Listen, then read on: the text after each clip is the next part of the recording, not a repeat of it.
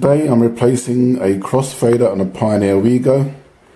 This is the Wego 2 in white, and I've released the screws around the bottom of the base unit. I've taken those all out, and I'm now about to just flip that case off to reveal the inner workings of your Pioneer Wego 2. To get to the other side of the board, I need to take out all of these. Let's see if I can focus on it here. All of these small screws. There you go. Indicated with this little arrow. There are lots of them around the whole of the base. I need to take them all out so that I can flip that board and get to the crossfaders.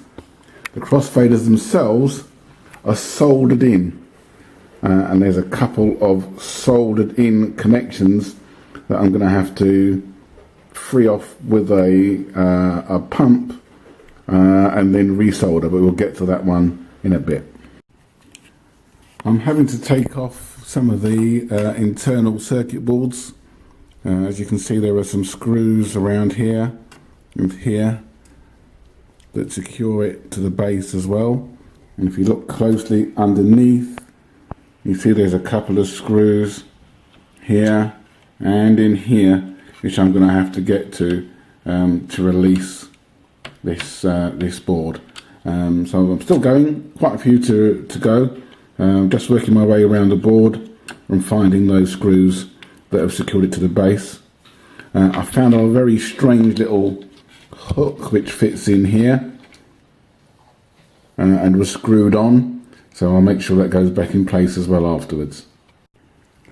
Working methodically around, I've released one of the base plate circuit boards. It's got a cable at the back end here as well, and a couple of wires holding it in place. So I'm going to gently lift this and just manoeuvre it out of the way so that I can get to the base plate screws underneath it. So I've now removed the screws from the master out and microphone ports, so that's free. I can lift that away with a bit of a wiggle and see I've got a couple more screws underneath there. I'm using a little tub for all of my screws, which seems to be a really good way to manage things. Okay, I've worked my way around the board and I've now removed all of the visible screws. I'm just having a closer look and I can see there's a couple of very small wires that are soldered through the board onto the other side. There's one over this side, and there's one perhaps a little bit clearer over this side. It's a very short length of wire, and I need to lift the board, so I'm going to desolder those, and it should enable me to lift the board a little further away. I've also noticed I've got a couple of ribbon cables coming through here as well, one for each jog wheel. So what I think I'll have to do is just disconnect those as well, and that should give me enough leeway to lift the whole of the circuit board free from the casing and get to the other side where the channel faders are, which I need to replace. Okay, I've just unstuck the cable, the ribbon cable that goes to the jog wheel, and it's a push-pull clip on the ribbon cable at the bottom, and I've just levered that out, the black side of it, levered it out on both sides evenly, and that should enable me to now release the ribbon. Here you go, nice and gently does it. I've got to make sure that it goes back in, obviously, before I put it back. And I've got one more side to do. So just reaching in, pulling back little black clips. That's releasing the lock on the ribbon cable. I should be able to just wiggle it, and out it comes now.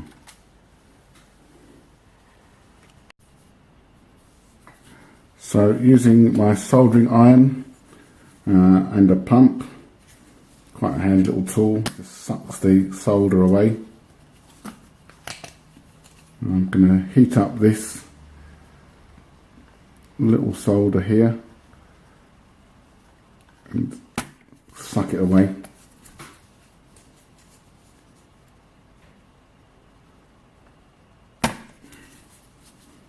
I'm going to take a couple of attempts to get it spot on.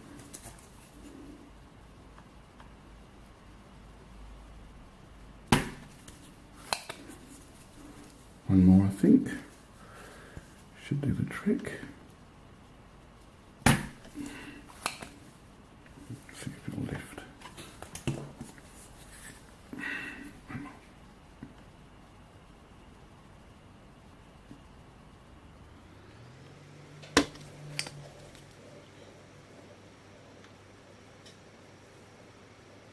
Doesn't want to come off this one. There you go, I've got some movement now. One more go. There we go. So that, as you now can see, is free. I've got to do the same the other side. Make a note of where it was soldered to. It looks like iron 2 is the number on there. I'll make sure I get it soldered back to the same spot when done. So here we go, this is the second one. Just move that wire out of the way. Again, apply, hopefully without touching anything else. Just there. And suck the solder away.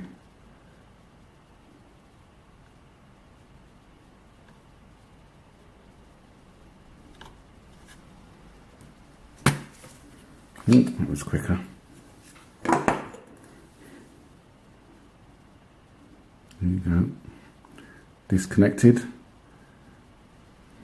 And I should now be able to manoeuvre the whole of the circuit board away so I can get to the other side and check my crossfaders and which connections to desolder again. Just found 2 more screws hidden underneath the ribbon cables. There you go. Now I've got macro mode working. Taken one out. Didn't realise there's 2 more hidden underneath. Just be warned.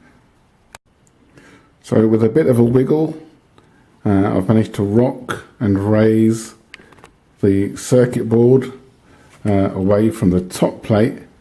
I've got a couple of little bits there for it to rest on, just the other side. So that's now resting for me, and now I can see my crossfader screws that I need to replace. Can't replace them straight away. I need to just figure out which connections to desolder so that I can get them out. As a clue, over here I've got my new crossfaders, and if you look closer you can see I've got some pins on there which will guide me as to which pins I need to desolder on the other side to then resolder this back in. Having removed the screws on the other side, I can now see I've got 1, 2 pins to desolder. If I come a little further down here, there's 2 more pins which correspond to the pins on the crossfader. So here we go again. We've got our pump, our soldering iron. Just touch on this pin here, warm up the solder, and then suck it away. That looks pretty clean, that one. Let's try the next one.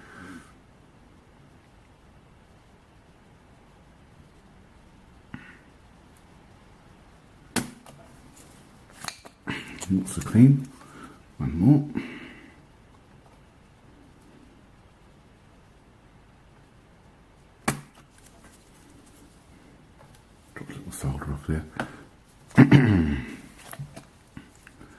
Take your time, make sure you get the heat to it, make sure you get the pin exposed so it should slide out the other side.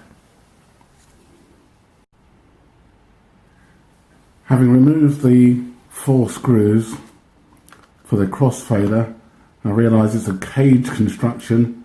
I'm going to have to also remove 2 more screws for the crossfader as well, just to release that whole cage.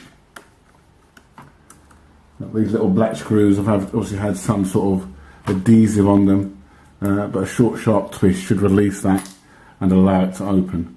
And now I should be able to release the cage off around the cage, and that should be enough for me to now release. Yep, just this one is in the way. There you go. So that cage is off now.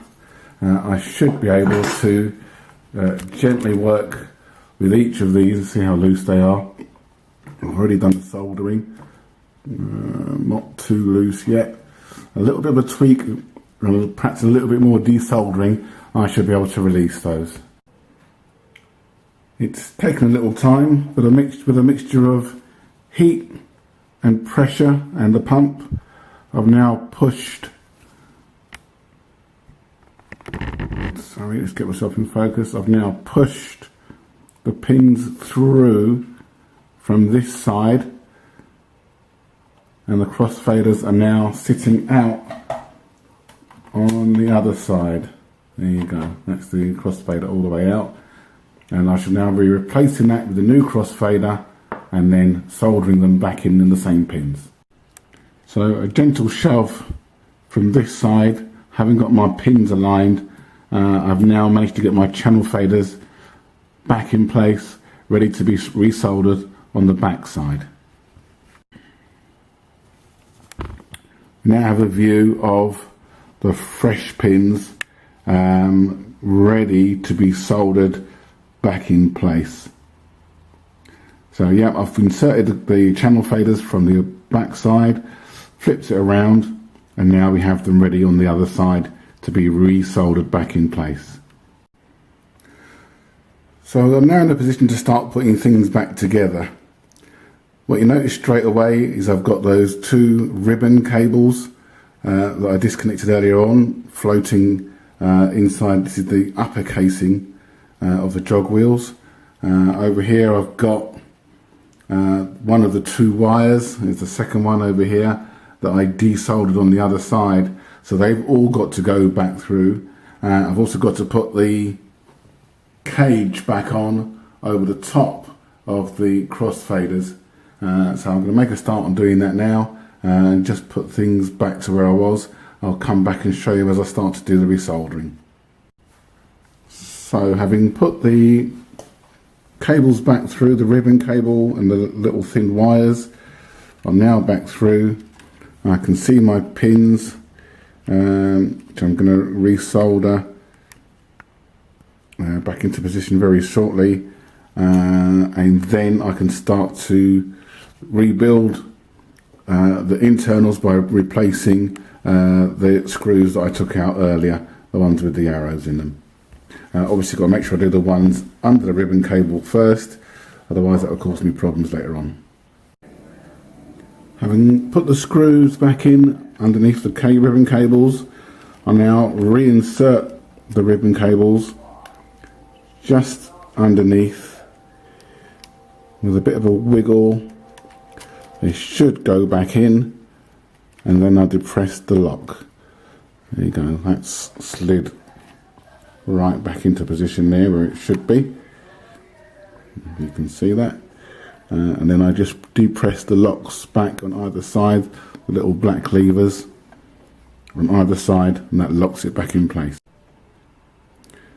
So I've just resoldered these pins back in. You can just about see them there. Those 2 pins on that side are resoldered back in, and I've done all of them around the whole of the board there. There's 2 more there that have been resoldered back in. I've soldered back in the wires as explained previously, and I've reconnected the ribbons and re-stuck them down with tape.